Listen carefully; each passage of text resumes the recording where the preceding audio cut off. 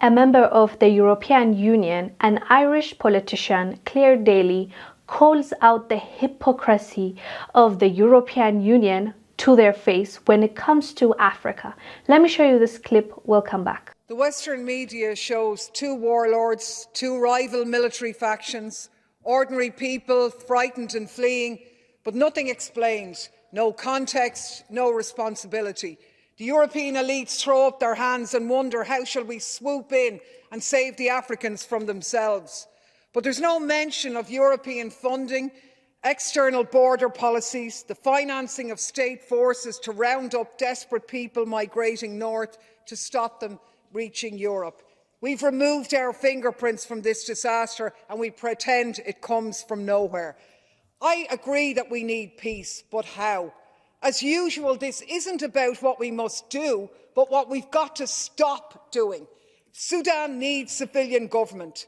Sudan needs economic justice. It needs an end to militarised extractivism in rural communities driven by the circuits of Western capital. That's the cause of the decades of instability and suffering in Sudan. If we stop paying the warlords wages, maybe then the people of Sudan would have a chance at civilian government. This is not her first time calling out her own people. She does it here and there and they don't like her. Like, it is so clear that the other European Parliament members do not care for her, but she still exposes their hypocrisy, double standards and evil ways. State sponsor of terrorism is a term of US law. It doesn't exist in EU law. But a Zelensky advisor called for it in the Parliament magazine, and here we are again reporting for duty. And all it will do is make peace harder to achieve.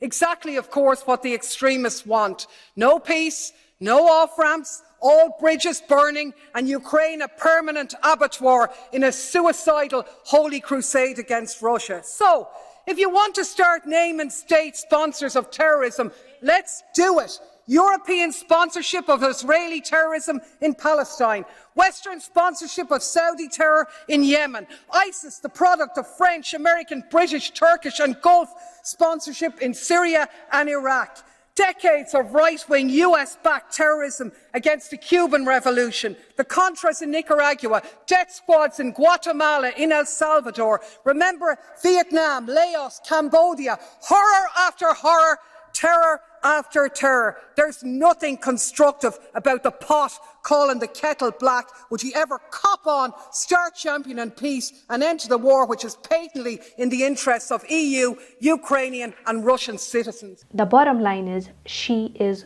correct. The European Union act like they are deaf and they are blind when it comes to African countries and the conflict that we face. They act like they have nothing to do with it. They act like they don't support an agenda. They don't support a rebel group. They don't support a coup. They act like there's nothing to see there and there are saviors. They hold a meeting and say, we need to fix this. We need to help African countries, which they know they have contributed to that war, to that conflict. And it is good to see their own holding them accountable. And we shall see if they're going to respond to her claims and comments. I'm pretty sure they're going to act like they haven't heard it and move on. But we will not let them get away with this. They might have been able to get away with it up until this point, but the youth is waking up. The youth is saying no more.